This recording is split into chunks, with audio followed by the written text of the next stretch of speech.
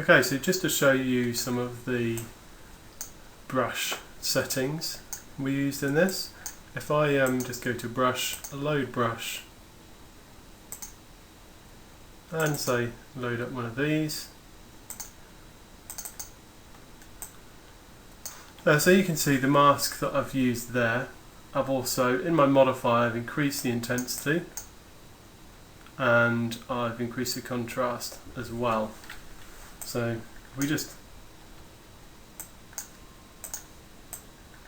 paint straight with this, then you can hold Alt to paint off here. And I was using this mask for just kind of various things, just to fill in areas, like so.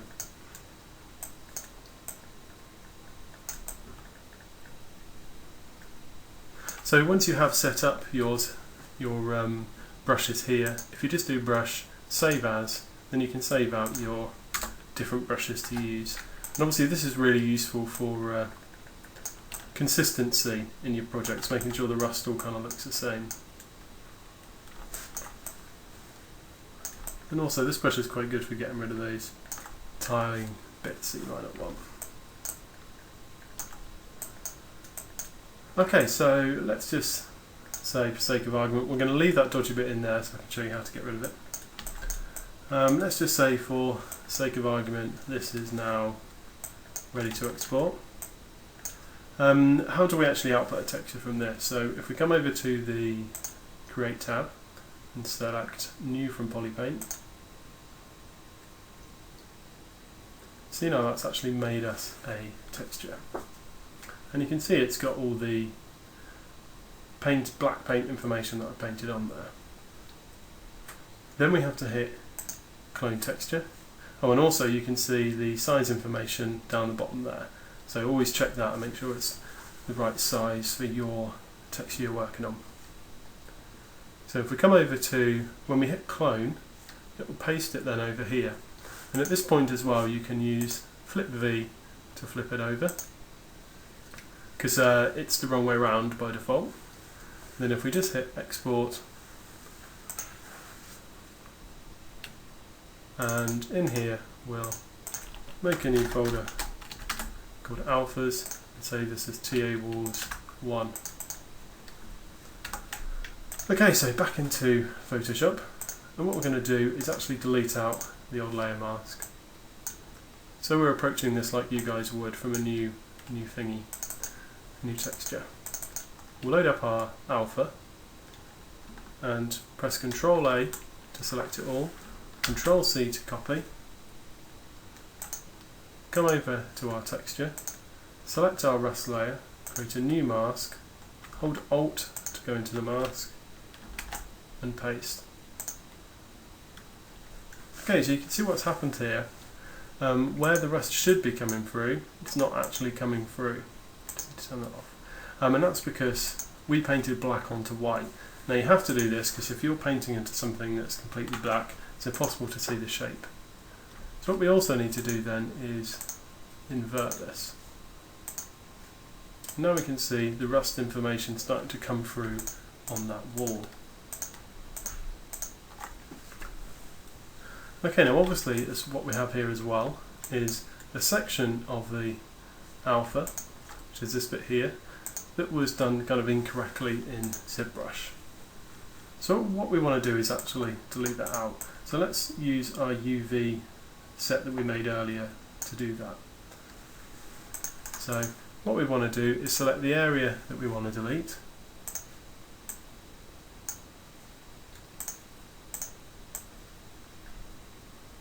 Like so. Then come into our mask by holding Alt and clicking on it and making sure we've got black as our background and just hitting delete. And there we go, we can see we've taken that out now. I might have done 1 pixel too far over, so let's just undo that, move that over, come back in and hit delete. So you can solve those problems in ZBrush by doing it all at a time. And just to show you how we create that layer underneath, what we've got here, this layer here, if we just delete the layer mask, it's just a copy of the colour with this, our rust mask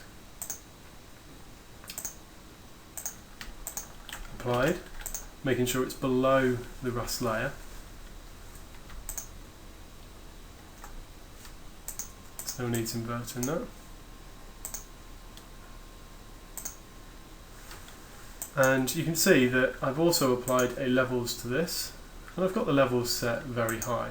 So I've really increased the levels, and you can see as I change it, I start to get that area around it.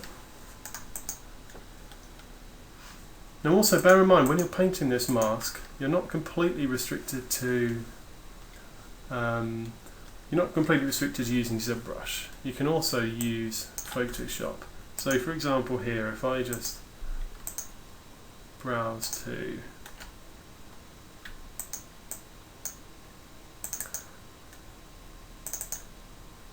the alphas I've got,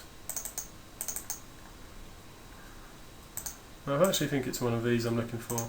Quite frustrating that Photoshop doesn't show you a preview in the default window. So something like that here for some drippy rust. If I paste this in here, I can actually set this up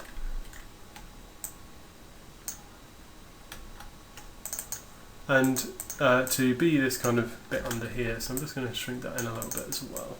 So that's going to kind of create that rust area under there. So bear in mind, you can use, I believe it's perspective, nope, nice B, distort. So I can use distort here and line this up like so, so that I still have straight lines coming down while it matches that. And if I just delete off the area that I don't want, and I might even just shrink this in a touch as well. And if you hold Alt, you can tweak that in. And I might just pull that in slightly like that. So there we go. I've actually made this part of my alpha now, just using this section here. So what I want to do then is then apply this to this. Now there's a couple of ways to do this, and I'm just going to try a real quick way here. If I hold Control and click on that layer, nope, that didn't work. So I might need to Control C on that, and then come in here and do Control V, and that will just paste it straight on. So now you can see I've got that kind of nice rust effect there. So you don't need to do all this in ZBrush, just kind of parts of it. And also, if you've created an area that you're happy with, you can actually come in here and then use things like your clone stamp to kind of redo this area kind of down here on this side as well. So if I have a look now, so you can see I'm getting rust kind of down here too. So ZBrush is really useful for kind of doing the bits, kind of getting that base bit right. We're doing areas where, like these clamps, where that connects to there and you don't know where it is. But Photoshop is kind of just as useful, they kind of work together. And obviously, now that I've added more detail to that, I want to Control A, Control C, and then come back down to this one and paste that in to get my highlight under there. So if we just save this as it is now and check in 3ds. So obviously you can see it's knackered that area, but we can see I'm getting that kind of nice rust layer under here. So now you can just kind of carry on and work in that way. Now something that's very good to do, just as a last, well actually, first thing I'm going to do here is also talk about, so now we've figured out how to do rust, we've also got our dirt layer here as well. And you can work in the same way with this. Although I haven't got this one quite done yet. Depending on the amount of rust you've got on your model, I also have a rust texture that I've painted like this, and I just use exactly the same theory, only I use different different masks in ZBrush for the dirt. It kind of all depends. Like this particular example of a model was using a game like that didn't have any dirt. It was just kind of all metal areas. So the dirt was kind of just like bits of dust building up and stuff rather than actual mud. But you might actually have mud on your vehicle, so you'll probably want to do more with this kind of dirt layer. Okay. So as a last little thing, any texture information that's loaded in with colour information in areas where there's no kind of unwrap, you'll want to be setting that to black because it does use slightly more memory. So we've already output our UV space, so we should be able to just use that. So if we just make that visible, and then just use the, mine's gone blank for a second there, Magic Wand tool just to select all of these areas. You can actually also turn off contiguous and then it will select all of them. And then what you'd want to do really is to select, modify, contract by 1 pixel. In fact, we might just do that one more time as well. Contract. And what that does, it takes the selection and shrinks it in all around by 1 pixel. And the reason you do that is just to make sure that this black we're going to paint in doesn't appear on any of the texture. So we'll make a new layer like so, and then use Alt Delete to paint black in there. And there you go, we've got that black area back.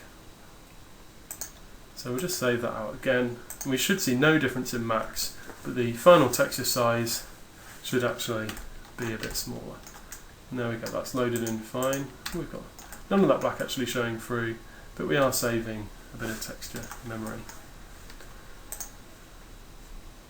So just to show you all the different masks, loads of different ones I use here. The different types of rust. These are early ones I made, and really with these you'll want to be, if you do use any of these, you want to be up in the contrast and the brightness a bit, because really you want white to be coming through there. So some of these are no good. Oh no. So the walkway ones are probably a bit more useful, but there's a couple of these rust from Rust 1 to 11. There's about 3 or 4 of them which are really good. Again, if we just say select one like this, come back down to our rust layer here, and just paste that in. Something like this is really useful for like sections such as this. So maybe we'll increase that a little bit, and then use a brightness contrast on that.